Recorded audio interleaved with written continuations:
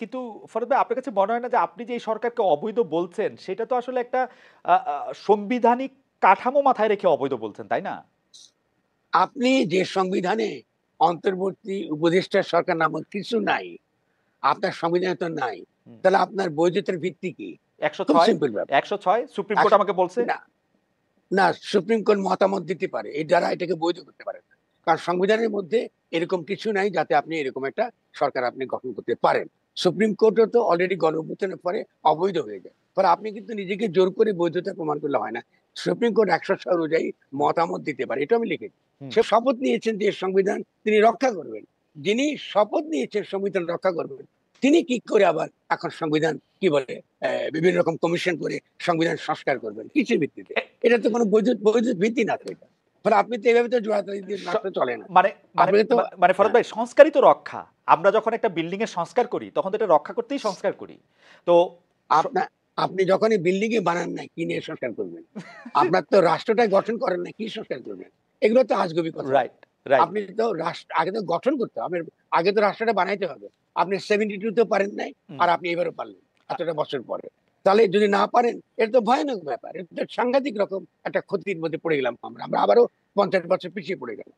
কিন্তু সরকার বৈধ কিনা এটা তো সুপ্রিম কোর্ট বলবার কোনো এখতিয়ারই নাই, এবং এটা সুপ্রিম কোর্টের কাছে এরকম কোনো যে যখন কেউ গেছে এরকম কোনো ইয়ে নিয়ে আপনি কি রিট নিয়ে সুপ্রিম কোর্টে গ্রহণ করে নাই।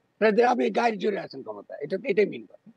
কিন্তু কিন্তু কিন্তু ফরহাদ ভাই যেরকম একটা মানে আপনাকে আপনাকে ধার করেই বলি যে এই গণ অভ্যুত্থানই তো উনার জন্য রায়। এটা তো আর সুপ্রিম কোর্ট, সংবিধান আর কোনো কিছু চুপ্পু কোনো কিছুই তো উনার জন্য একমত, লাগে না। একমত। এটা উত্তর দেই। জি। হ্যাঁ, রায়। তার সুপ্রিম কোর্ট আপনার জনঅভ্যুত্থান রায় হলে তাকে জনগণের অভিপ্রায়ের প্রতিনিধি হিসেবে হুম, তার ক্ষমতা নেওয়া উচিত ছিল, হুম, এবং তার উচিত ছিল সংবিধানকে বাতিল করে দেন। আমি বারবার বলেছি। হুম। সংবিধানকে বাতিল করে দিয়ে তিনি এই যে আপনার অন্তর্বর্তী সরকার প্রধান হিসেবে তিনি ঘোষণা করবেন। এবং তার প্রধান দায়িত্ব হলো যে একটা গঠনতন্ত্র প্রণয়ন করা। গঠনতন্ত্র প্রণয়ন করা। এটাই হলো তার প্রধান দায়। ফলে এই দায়টা তিনি পালন করেন নাই। এই দায়িত্ব তিনি পালন না করে তিনি সংবিধানের অধীনে তিনি নিজেকে ঢুকিয়ে দিয়েছেন। ঢুকিয়ে দিয়ে তিনি স্বভাবতই শেখ হাসিনার সংবিধানের অধীনে তিনি এসেছেন।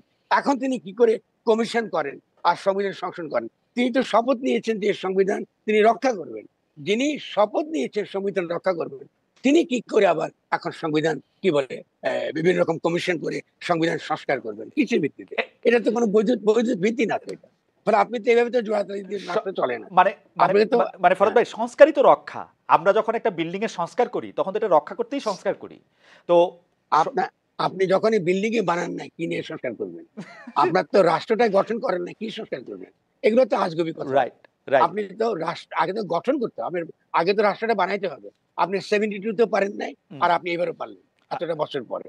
তাহলে যদি না পারেন এটা তো ভয়ানক ব্যাপার। এটা তো সাংঘাতিক রকম একটা ক্ষতির মধ্যে পড়ে গেলাম আমরা। আমরা আবারও ৫০ বছর পিছিয়ে পড়ে গেলাম। আ তাহলে এই